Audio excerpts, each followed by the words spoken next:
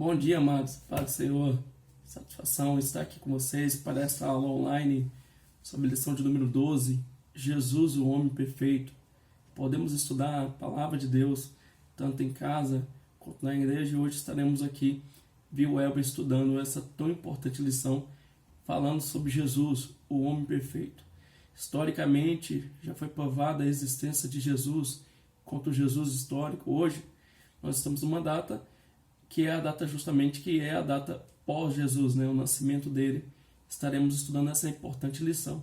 Eu convido a você que ainda não pegou a sua revista, sua Bíblia, seu caderno para anotações, pegue aí para que possamos, nesse pouco tempo, estarmos estudando esta tão importante lição, nessa data 22 de março, falando sobre Jesus, o homem perfeito.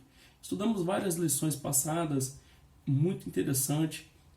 Sem dúvida foi uma construção de conhecimento, e hoje mais um pouco vamos agregar o nosso conhecimento falando da pessoa mais importante que já surgiu nessa terra, que é Jesus, o nosso Salvador, o nosso Senhor e Deus, o homem perfeito, verdadeiramente homem, verdadeiramente Deus.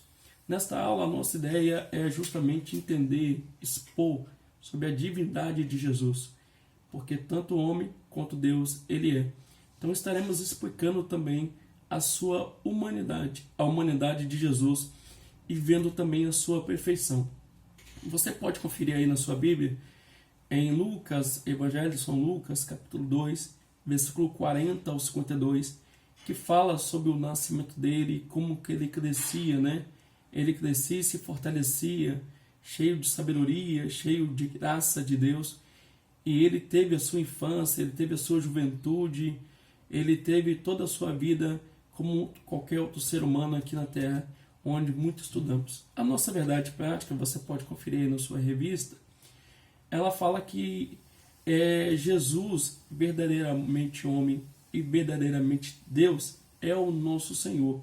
É igual ao Pai e semelhante a nós. Sua divindade e humanidade não são aparentes, pelo contrário, são reais, perfeitas e plenas. Então o ponto central da nossa lição de hoje é falar sobre Jesus, o verdadeiramente homem e verdadeiramente Deus.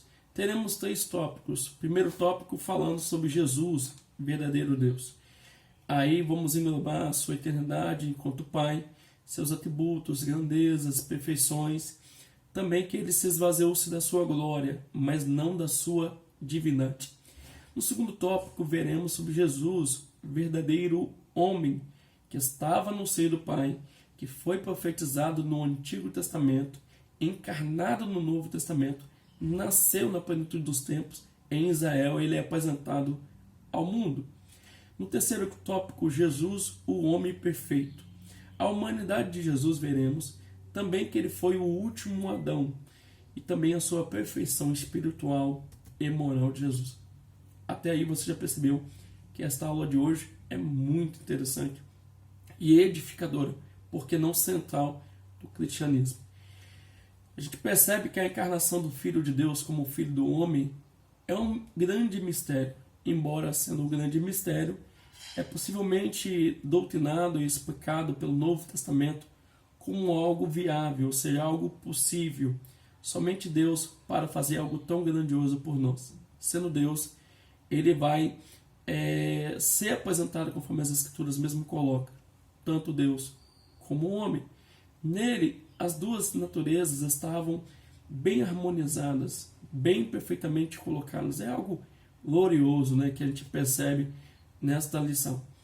É verdade que é uma lição bíblica de cunho teológico, sim, é verdade, mas também a ciência, a humanidade não pode negar essa tão grande verdade, o Jesus histórico. E também todas as evidências apontam para a sua existência, por que não para a sua divindade? Quantos seguidores nós temos no mundo cristão, pessoas que morrem por ele todos os dias. Se Jesus de fato não nasceu e de fato não é também Deus, por que tanta gente acredita nele? Homens, mulheres, leigos, eruditos, pobres, ricos, pessoas de todas as classes creem na sua existência e também na sua divindade. Então esta lição não é apenas para fazer você crer. Esta lição é para explicar a sua existência enquanto homem e enquanto Deus. No primeiro tópico, você pode conferir aí na sua lição, que fala sobre a sua eternidade com o Pai. Jesus era perfeitamente humano e perfeitamente divino já no mistério do tempo, já na revelação bíblica. Ele sempre esteve com o Pai. Não é o próprio Pai, mas sempre esteve com o Pai. O Pai é eterno desde sempre, assim também o Filho é eterno. Nele, Jesus, percebemos 100% Deus, 100% homem, ou numa linguagem hipostática, poderíamos dizer, verdadeiramente homem, verdadeiramente Deus. Conforme as Escrituras colocam em Isaías capítulo 9, versículo 6, leia por gentileza.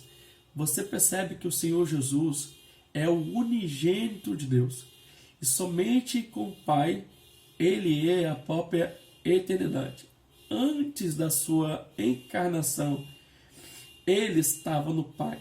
E no Pai criou todas as coisas, conforme João capítulo 1, versículo 3. Percebemos que antes mesmo da sua encarnação, Ele já existia.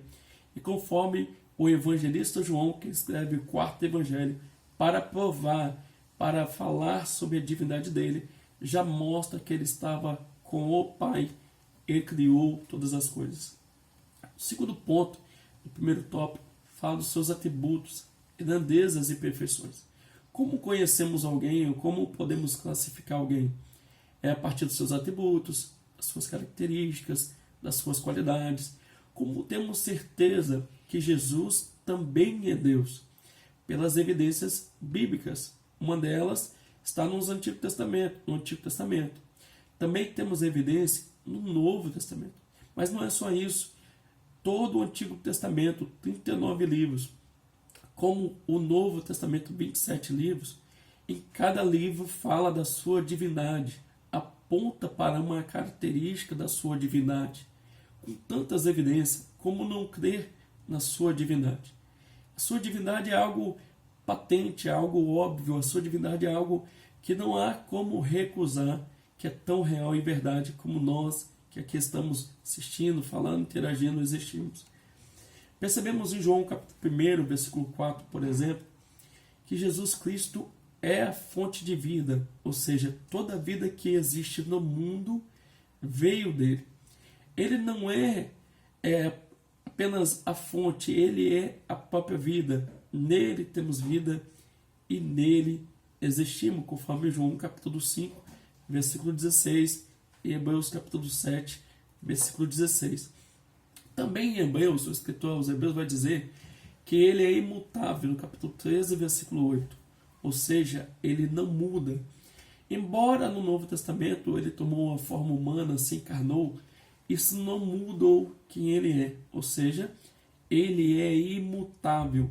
Deus não muda. O homem muda. O homem tem aspectos diferentes. Jesus, todavia, sempre será o mesmo Deus. Também em Mateus capítulo 28, versículo 20, Efésios capítulo 1, versículo 22 e 23, vemos que ele é onipresente, ou seja, Jesus está em todos os lugares. Quando ele está comigo aqui no Brasil, ele também está contigo aí na África do Sul, ele também está contigo aí na América Latina, Central, assim por diante, ele está com todos nós ao mesmo tempo.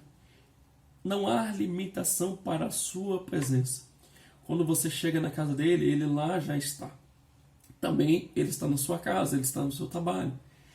Vemos também, conforme Mateus capítulo 9, versículo 4 e 5, que Jesus é onisciente. Ele sabe de todas as coisas. Às vezes, na sua vida, você pensa, será que Jesus sabe o que está acontecendo comigo? Porque se ele sabe, olha o que está acontecendo. Ele sabe de todas as coisas. Embora ele saiba de todas as coisas, não quer dizer que ele vai interferir nos fatos, nos acontecimentos. Ele saber de todas as coisas, conforme diz o apóstolo João em Apocalipse, é real, porque os seus olhos são como chamas de fogo. Ele contempla, ele vê todas as coisas, ele sabe o que está acontecendo.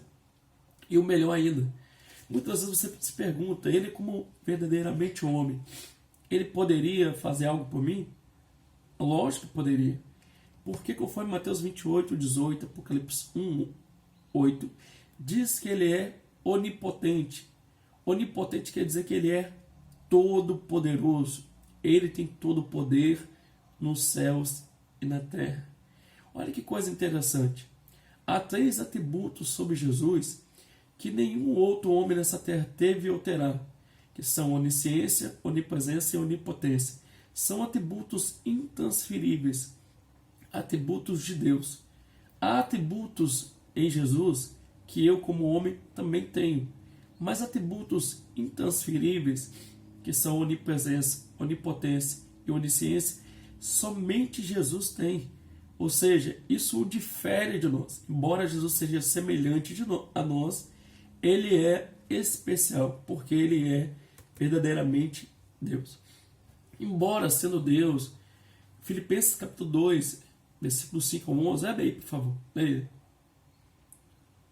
Percebe que ele, sendo Deus, não teve por usurpação ser igual a Deus. O termo grego para se esvaziar não é aniquilar-se, é apenas deixar a sua glória, não é deixar a sua divindade. Jesus nunca deixou de ser Deus, ele apenas deixou a sua glória por um tempo para se encarnar, para poder vir ao mundo, porque enquanto Deus, ele não poderia morrer por nós. Era necessário, por causa dos nossos pecados, alguém morrer por nós, alguém perfeito, maravilhoso. Então Jesus, ele vem fazer isso. Ele vem morrer. Para morrer por nós, enfrentar tudo que ele enfrentou, ele não poderia fazer isso na condição de Deus. Ele teria que fazer isso na condição de homem. Ou seja, enfrentar as coisas que o ser humano enfrenta. Então ele se esvazia-se da sua glória, não da sua divindade, e vem para poder encarnar em nosso lugar. Vemos nesse primeiro tópico aí que verdadeiramente ele era Deus. Se você ler todo o Evangelho escrito pelo apóstolo João, não sei se você já leu, mas eu convido a fazer essa leitura hoje, ele diz muito claro no final do seu Evangelho: todas as coisas aqui foram registradas para que saibais que Jesus é o Filho de Deus. É muito bom aceitá-lo como homem, sim, mas precisamos aceitá-lo também como Deus. Precisamos enxergar a sua natureza divina, porque então aí aceitaremos ele completamente. Não falamos isso por uma paixão religiosa ou para simplesmente você crer ou eu ter que crer, não. É porque é fato. Biblicamente, teologicamente, historicamente, várias evidências apontam que Jesus é, sim, o próprio Deus. Ele é Deus, tem a natureza divina. O homem, nos dias atuais, com algumas evidências, com algumas informações jornalísticas, acreditam em certas coisas. Meu querido, minha querida, com mais evidência que nós temos ainda, tantas informações, tantas evidências, como não crer na sua divindade?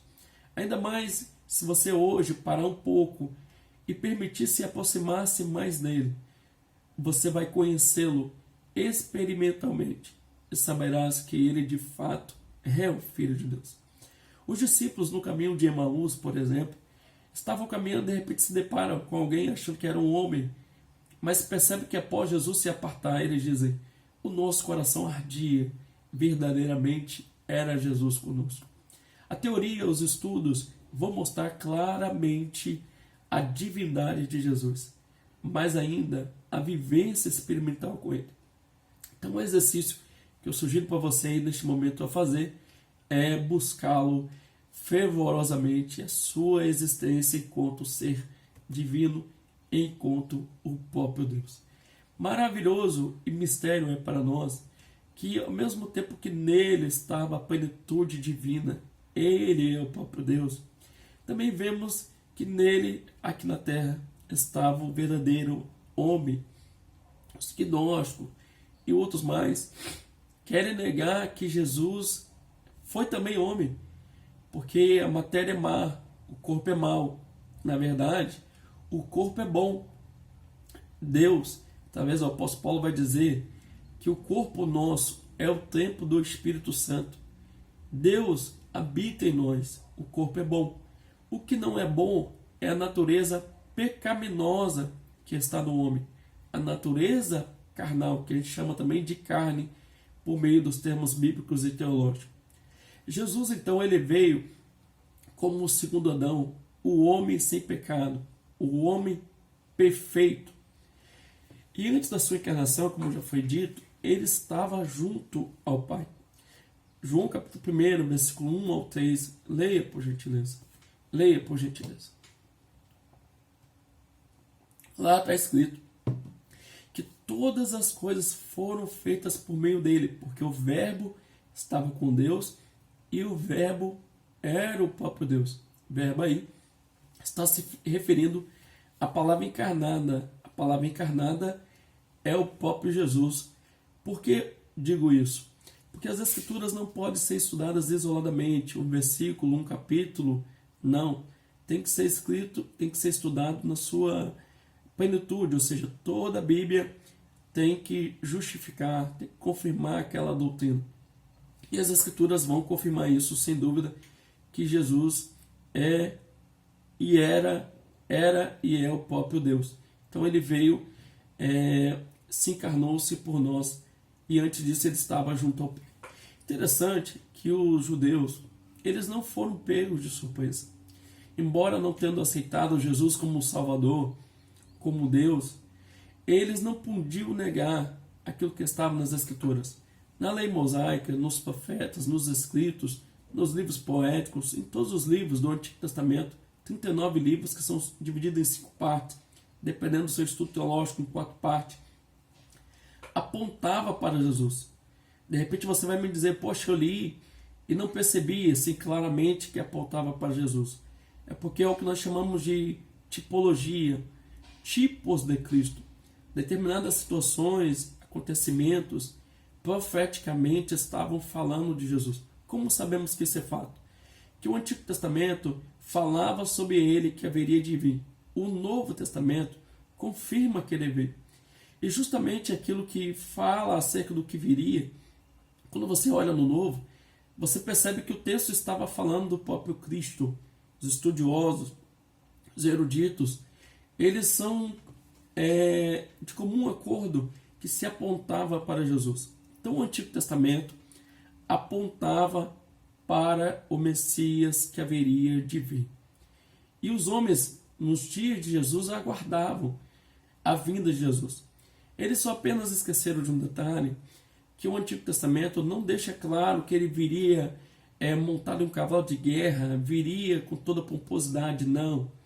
Pelo contrário, diz que ele viria de uma forma humilde, diz que ele seria até mesmo rejeitado. Eles esqueceram desse detalhe. Mas leia o Antigo Testamento, você vai perceber que o Antigo Testamento já profetizava sobre a vinda dele, que viria o Messias. Viria alguém que salvaria, que libertaria o povo. Maria, por exemplo, a mãe de Jesus aqui na terra, ela esperava, como outras mulheres na sua época, gerar aquele que seria o Salvador. De repente, o anjo aparece para ela, dizendo que dela viria o Salvador, o tão esperado, que o Espírito Santo ia gerar no ventre dela. Ela se sentiu com certeza privilegiada e talvez humilde o suficiente para talvez não recebê-lo, mas Deus escolheu Maria para cumprir aquilo que estava no Antigo Testamento. Ou seja, o Messias viria para salvar a humanidade, redimir dos seus pecados. Nos dias atuais, mais do que nunca, precisamos ter a nossa fé em Jesus, porque o que de fato nos salvará, quem de fato nos salvará é Jesus. Não há um outro homem, não há uma outra pessoa, uma outra circunstância que de fato nos garanta a salvação, ao não ser em Jesus. Então, no Novo Testamento, em João capítulo 1, versículo 14, vai se falar do Filho de Deus que tornou-se de fato carne. Que interessante. Como que alguém tão divino, tão poderoso enquanto Jesus, poderia se encarnar? Alguém que era onipresente, onisciente, onipotente, como que poderia se encarnar? Para os gregos, isso era loucura. Alguém que é divino se tornar humano. Para os judeus, que lá na frente Jesus morre, lá no Gólgota, para eles aquilo era escândalo. Mas como diz Paulo para nós, isto é poder de Deus. Algo que talvez não fosse possível, de repente humano. Ou seja, Deus, Jesus tão grandioso, se limitasse à condição de homem. Mas as Escrituras mostram que isso era verdade, foi verdade. No segundo tópico aí, a gente percebe ainda que a humanidade de Jesus era perfeita, ou seja, em nada diferia da nossa. Nele estava corpo, alma e espírito. Nele estava ter que aprender, ter que crescer como qualquer ser humano cresce. Jesus é também chamado de filho do carpinteiro. Possivelmente, conforme era costume da sua época, Jesus ele seguiu a profissão do seu pai. Não sabemos qual é o destino, como que ficou a situação de José depois de um tempo, que a Bíblia relata mais só no período ali inicial do nascimento de Jesus, mas se acredita-se que foi um bom homem e que ensinou a Jesus muitas coisas. Uma delas é a sua profissão. Então Jesus, embora sendo Deus, perfeitamente Deus, ele também foi perfeitamente humano. Em Jesus não estava a natureza pecaminosa, a natureza carnal. Nele não estava. Porque ele, assim como o primeiro Adão, era perfeito. Totalmente perfeito. Nele não estava a natureza pecaminosa. O que difere ele do primeiro Adão é que ele em tudo foi tentado, mas não pecou. Mas, todavia, verdadeiramente homem, 100% homem. Nele não estava a natureza pecaminosa, mas nele estava a natureza humana totalmente. Todo espírito que confessa que Jesus veio em carne, esse é de Deus. Aquele que não confessa. Então, se você hoje não entende, não consegue compreender, permita-se a conhecer mais sobre Jesus, mas não duvide que ele também foi verdadeiramente homem. Alguns não gostam muito de falar que ele foi homem, porque percebe que é um Jesus que sofreu, que padeceu. Mas o que para nós é humilhação, é fracasso, e tudo foi vitória. Tudo quanto ele fez, sofreu, padeceu, foi para mostrar que enquanto ser humano, nós podemos sim louvar e engrandecer o seu nome. Podemos ser fiéis ao Senhor, ser santos. Interessante que Paulo vai dizer em Gálatas capítulo 4, versículo 4 e 5, que Jesus, vindo à plenitude dos tempos, Deus enviou o seu Filho, nascido de mulher, nascido sob a lei, para remir os que estavam debaixo da lei, a fim de recebermos a adoção de filhos. Olha que maravilha! Anteriormente, nós éramos apenas criaturas, mas a partir de aceitar Jesus como Salvador, nós agora somos chamados de filhos, e o Espírito do Senhor clama em nós que somos filhos, Abba Pai. Interessante que Jesus, ele vem nascido de mulher. Olha que interessante. Quando o homem, lá no Jardim do Éden, pecou, Deus fez a primeira promessa da semente da mulher. Ele levantaria aquele que esmagaria a cabeça da serpente. Quem era esse, a semente? Estava se falando de Jesus, que nasce debaixo da lei, para redimir-nos. Jesus ele vem na plenitude dos tempos. O que quer dizer isso? O tempo era propício. Os judeus, com suas várias sinagogas, de alguma forma eles anunciavam que o Messias estava para chegar. Várias sinagogas espalhadas pelo mundo. Veio a cultura grega, o Império Grego, e vem formar toda uma possibilidade também. Embora já no tempo de Jesus era o Império Romano que dominava, a cultura grega ainda estava muito presente, com as suas filosofias, com a sua língua que alcançou muitas nações, muitos lugares da sua época. Então isso veio facilitar a vida de Jesus, ou seja, a plenitude dos tempos, o tempo certo. Os romanos, com as suas leis, com as suas estradas, tudo também veio facilitar. Ou seja, todo mundo cooperava para a vinda de Jesus. Interessante que a vida cristã, a vida espiritual, ela não só se resume a um espaço dentro de uma igreja, não. A Bíblia Sagrada, ela envolve todas as questões, todas as esferas da vida. Tudo quanto acontece ao nosso redor, vale a pena olhar com uma ótica bíblica. O que isso quer nos dizer? O que isso nos aponta? O que acontece no mundo, nos dias atuais, por exemplo, só aponta ainda mais que a volta de Jesus está mais perto do que antes. Nos tempos de João, ele dizia: filhinho, já é a última hora. Imagina hoje, são os últimos segundos. Porque as coisas, na época de Paulo, Lucas, João e outros mais, cooperavam para a vinda de Jesus. Imagina as coisas atuais. O mundo da sua época, principalmente os judeus, acreditavam na vinda do Messias. Nós, como cristãos, acreditamos ainda mais no Messias, que é o nosso Salvador, que em breve voltará para buscar a sua igreja. São evidências, são fatos. Basta olhar com uma ótica bíblica. Leia a Bíblia e olhe o mundo com olhar bíblico e você vai perceber que o mundo está sendo preparado, está praticamente preparado para a vinda de Jesus. Nos tempos que Jesus veio, nascido de mulher, não foi diferente. As coisas estavam muito preparadas para a sua vida. Então ele veio, nascido de mulher. Isso não diminuía ele. Pelo contrário, era uma grandeza. Um certo escritor uma vez disse que para os homens é humilhante ser homem. Para Jesus foi uma grandeza que, embora sendo homem, foi verdadeiramente homem na sua plenitude e que glorificou a Deus. Então nada impossibilitava disto. Então Jesus, ele foi apresentado ao mundo através do povo de Israel. A religião judaica, na época de Paulo, Lucas, João, Mateus e outros mais, que falavam do Messias que haveria de vir. Ele viria conforme a genealogia, a gente sabe, a partir da tribo de Judá. E Jesus, ele vem justamente conforme foi prometido. Nasceria aquele que seria o Salvador, o Messias. E Jesus veio. Não é à toa, amados, que em Mateus, também em Lucas, fala da genealogia. Genealogia não é para você dormir quando você lê. Genealogia é para provar que a pessoa que ali está sendo registrada, ela vem daquela linhagem, ela é filha de alguém, que foi filho de alguém, assim por diante, mostra toda uma árvore genealógica. Quando a genealogia em Mateus e Lucas fala acerca de Jesus, é para provar que aquilo que está dito no Antigo Testamento foi e é verdade. Jesus nasceria da descendência de Davi, logo ele seria chamado filho de Davi, e da linhagem de Abraão, e ele de fato nasce nessa linhagem, provando que ele era o Salvador, o Messias que eles tanto aguardavam. Então vemos que pelo contexto judaico, pelos judeus, pelo povo de Israel, Jesus foi apresentado ao mundo.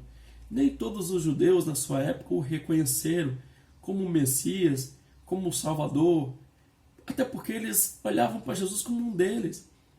Jesus em muito se assemelhava. Ele comia, dormia, tinha cansaço, sofria. Então para eles, Jesus era um homem, mais um homem que surgiu aqui na terra. Mas para nós, sabemos que Jesus, em 3 anos de ministério, ele revela que ele tanto era homem quanto Deus. Que ele verdadeiramente era homem e verdadeiramente Deus. Ele, quando estava aqui na terra, ele não usurpou do seu poder para fazer suas maravilhas, nem tampouco para se autoprivilegiar. Não, ele curava para abençoar as pessoas. Ele usava de um poder para abençoar pessoas. Conforme Atos 10, 38, quando ele curava, quando ele salvava alguém, abençoava alguém, é porque ele foi ungido pelo Espírito Santo. Deus era com ele, ou seja, ele se limitou-se à condição humana para fazer o que ele fez. Justamente para mostrar a você e eu que, estando nele, vivendo a presença em Deus, nós podemos fazer coisas grandiosas, embora humanos, falhos, em Deus, ungidos com a unção do Espírito Santo, podemos ser bênção de Deus na vida de outras pessoas. Você entende isso?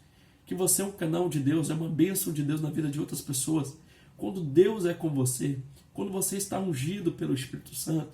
Ou seja, irmão, não seremos Deus, não seremos perfeitamente igual a Jesus. É verdade, não vou negar isso. Mas você pode alcançar um patamar de varão perfeito, estatura perfeita, porque Jesus deixou o exemplo, se encarnando, nascido de mulher, dando exemplo. No terceiro tópico, vai dizer que ele apenas não era homem, ele era um homem perfeito. Olha só, em momento algum ele usou sua divindade para suprir as suas carências humanas. Que interessante isso. Nos dias atuais, há um certo egoísmo, uma certa busca por si só. Algo que atenda primeiramente os seus caprichos. Não. Jesus ele buscava atender aos outros. É tanto que ele diz que ele veio para servir e não para ser servido. Ele não veio para ficar como o Senhor e as pessoas servi-lo aqui, não. Pelo contrário, ele veio demonstrar o exemplo que devemos servir uns aos outros. Os talentos que eu e você temos, as capacidades que temos, os recursos que temos, quem nós somos é para servir ao próximo. Isso é grandioso. Meu pastor costuma dizer que mais vale estar apto para servir do que depender de ser servido. Aproveite suas capacidades, seus talentos e aquilo que você tem e sirva ao próximo. Jesus era um homem de dores, experimentado no sofrimento. Isso já foi profetizado em Isaías, né? Mas nas suas dores, nos seus sofrimentos, nós encontramos a nossa cura. Nós encontramos o nosso alívio, o nosso remédio. Olha que interessante.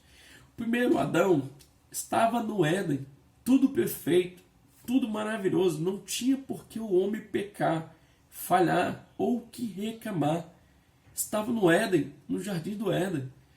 Mas o homem pecou. Daí o pecado entrou no mundo, trazendo como consequência a morte, doenças, enfermidades. Tudo isso é causa. A causa está no pecado. Como o pecado entrou no mundo, também entrou as mazelas, entrou muitas coisas que fazem você chorar e entristecer. Mas a gente percebe que Jesus, que é o segundo Adão, o melhor Adão, ele não pecou. Jesus não estava no Éden, estava no deserto, foi tentado, mas ele não pecou. Em tudo ele foi tentado, mas ele permaneceu fiel ao Senhor. Ele permaneceu fiel ao propósito.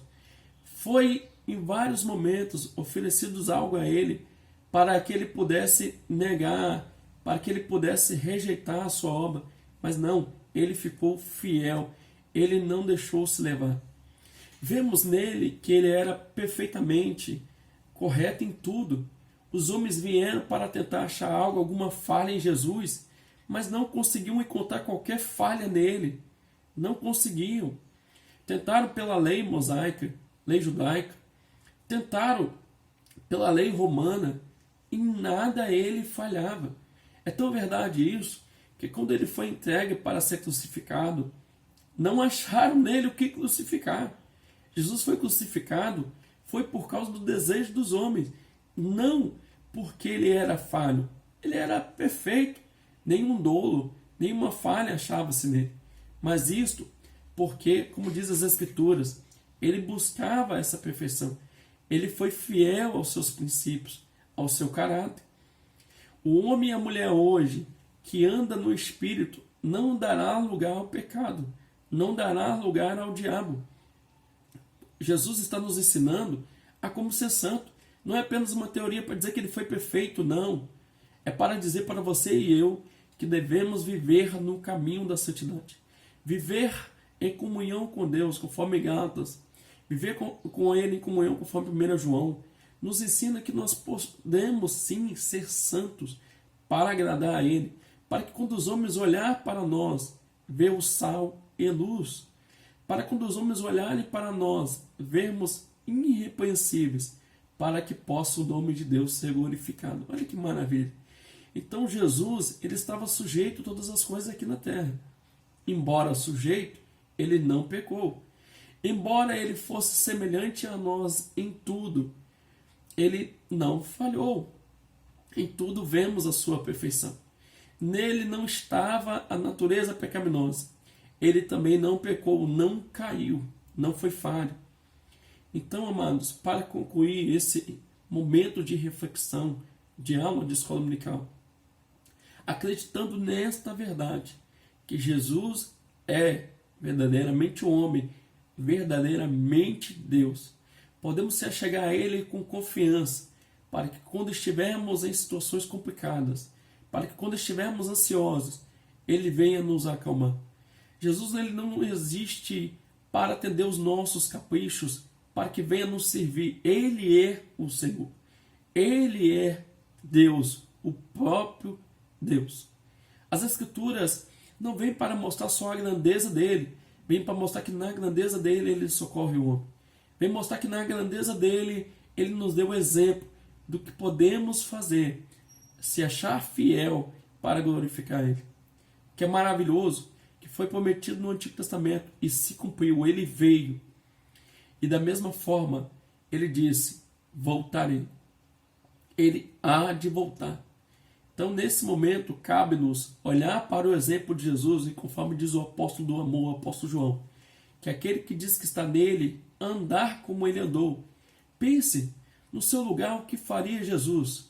Diante de tudo que você está ouvindo, lendo, vendo no mundo atual, o que faria Jesus no seu lugar? Então, a atividade que eu deixo para você, faça aquilo que Jesus também faria. Demonstre aos outros aquilo que Jesus demonstraria. Haja conforme ele agiria. E você pergunta, como que isso é possível? Simples. Ele está em você, ele mora em você, ele está contigo. Então, já estamos crucificados nele, não é nós, mas agora é ele em nós. Então, nós podemos sim fazer a diferença nessa terra. Mostrar para o mundo que está em desespero, que está em agonia, que em Jesus somos mais que vencedores. Em Jesus podemos vencer. Amém? Que Deus te abençoe. Espero que esta aula de escola dominical tenha sido de edificação para a sua vida. Recomendo a você ler o livro do pastor José Gonçalves, que fala sobre Jesus, e outros livros mais que tratam da matéria Cristologia, a doutrina de Cristo. Busque conhecê-lo, porque Jesus é o pilar do cristianismo. Se tirarmos Jesus, não há mais cristianismo. Se tirarmos Jesus, não há por que mais falarmos de religião. Jesus é o mais importante, é o nosso ponto central. Então estude sobre ele, busque sobre ele e que Deus te abençoe nesse dia de uma forma especial. Amém? Que Deus